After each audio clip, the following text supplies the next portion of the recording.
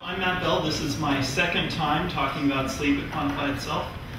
Some of you may remember me from November. I brought the videos of myself and my girlfriend sleeping filmed in infrared. This is how I figured out that our bed was too small.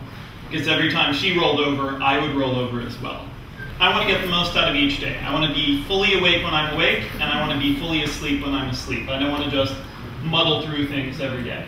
I learned a ton of things. I was doing everything from kind of self-reporting to doing a full professional sleep study and a lot of things in between.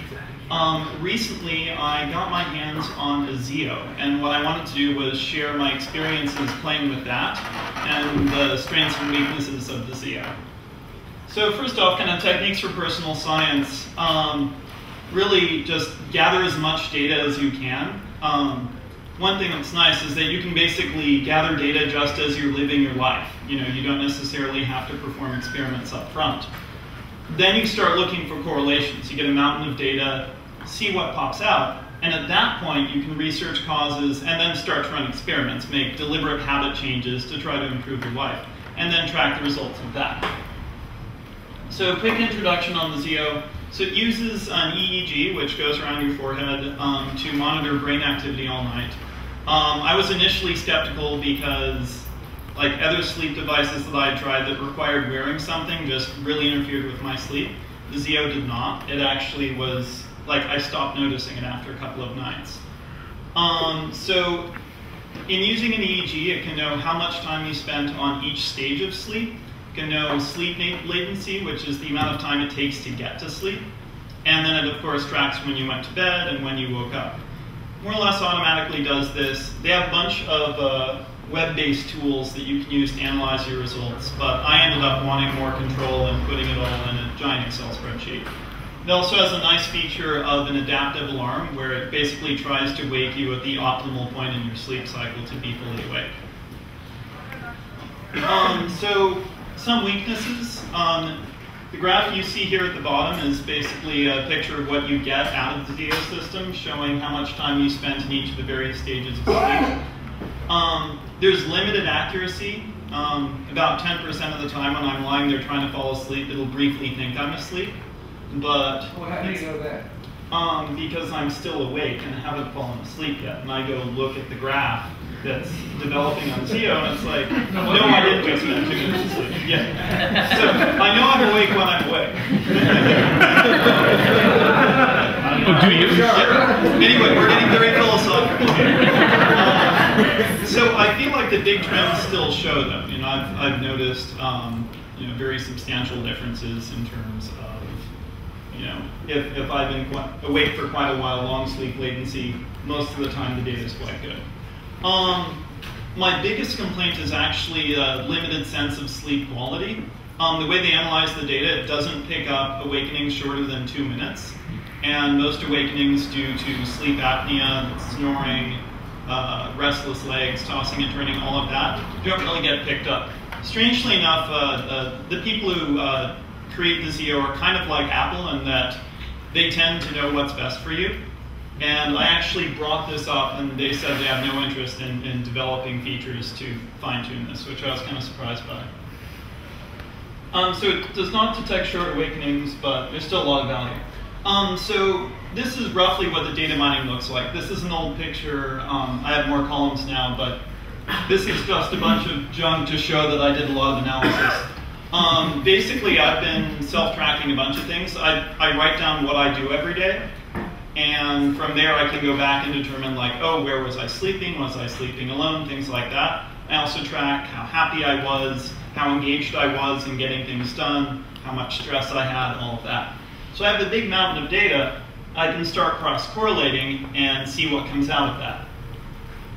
So I found a bunch of correlations. I'm just going to talk about a few of them. I updated the data today, so I'm excited to have a lot more data points.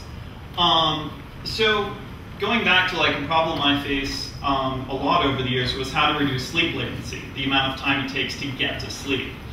So I look at what's correlated with low sleep latency versus high sleep latency. Back in college, by the way, it would take me around an hour to fall asleep every night. That was a ton of wasted time if you think about it. just lying in bed, not being able to fall asleep, but being too tired to do anything else. I've gotten that down to a significantly lower average at this point. It's around 20 minutes or so. So going to bed somewhat earlier helps. Interestingly enough, you stay up really late, you're breaking your rhythm, it interferes with sleep latency. This one's kind of sad, but having intense new social connections in the evening causes me to have trouble sleeping. You know, my brain's just full of exciting new things, and I can't fall asleep. I've tried to mitigate this somewhat by trying to get more exercise on days when that's happening. I've noticed this also tends to apply to arguing at night. If you argue right before going to bed, it's going to impact your sleep and impact the amount of time it takes to get to sleep. Exercise has a huge positive impact on sleep latency, and I'm actually going to talk more about exercise later. It turns out it has a wide variety of benefits. A couple more fun things about sleep latency. Don't sleep alone. This one actually surprised me because I figured it would take longer to get to sleep. There was someone else there making noise and snoring and moving around. Turns out it's the opposite. But this is a correlation. It may not necessarily be the cause. The cause could be evening sex. Always a good thing as well. This was huge that like in none of the high latency days had evening sex with me. So clearly, this is what the doctor ordered. Is that just for you or for the woman as well? Well, she's in the audience. In addition, so even like sex during the morning and afternoon seem to have some positive impact. So it's interesting, there are a lot of things here that are correlated with one another. Like generally, if there's not someone else in the bed that night, I probably didn't have evening sex. So I'll get a bit to that later. More correlation. So exercise is good for a lot of things. Helps you get to bed earlier. It increases your total sleep by a very significant amount. And a lot of that is going toward improving REM sleep. And REM sleep is important for a wide variety of things. I also found, and this is not correlated to sleep, but it's correlated to other things I was measuring, makes me happier, makes me more engaged in what I'm doing, and it reduces stress. Like, all around exercise is fantastic. In thinking about like where I would want to take Zio, and I pitched this to the Zio guys, but it seems like some of you might be working on things that would work well for this as well, including the previous speaker. Basically, if you have this little thing on your forehead and you added either accelerometers or a bone conduction microphone or something like that, there are all kinds of awesome things you can pick up that the Zio currently wouldn't be able to pick up. And given how cheap accelerometers and microphones are, I'm kind of surprised that they didn't put it into the Zio. Maybe it'll be in V2, but they say they're not working on it. I would also love to build something like the Zio into a hat and then just wear it all the time. And just get a pile of data about how concentrated I am when I'm doing various activities and things like that. I think it would be really interesting. Why do you need a hat?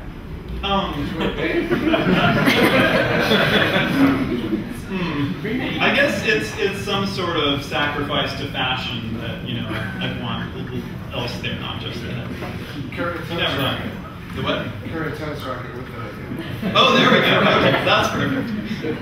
You know, they managed to convince people that you don't look totally dumb when you have this like weird piece of plastic hanging out of your ear, so maybe people would wear the headband too. Anyway, so problems with correlation versus causation, and this is where kind of studying causes and doing experiments becomes important. So picking this whole like correlation between having a sleeping partner ensures sleep latency. So this could be because of having sex before bed, or it could be because, well, if she's sleeping over, chances are we had an evening out. Or because she's there, I'm not surfing the internet, reading random blogs at 2 in the morning. All of these things, they can have an impact, and, well, I suppose I should just do all the things that feel good, but in general, it would really make a lot of sense to try to tease out the ultimate causes for some of these things. And really, the statistical analysis I've been doing so far has been fairly crude. It's been playing around in an Excel spreadsheet. And you know, in the future, I want to do like more multivariate analysis and also start performing some experiments now that I have the results, kind of directly modifying some of these variables. And at this point, this is where living your life and being a good scientist start to collide. When it's like, no honey, you can't come over, this is the control group. That's just not good. So there are probably some experiments that I just won't run. But in general, there are other things I can try, and certainly getting more exercise is something we should all do. So your results may vary. All the things I said work for me may not work for you. I found this sort of thing to be very individualistic, but what I've hoped to do is present you guys with a set of tools that you all can use to find what will help you sleep better, not just what helps me sleep better. Thank you very much.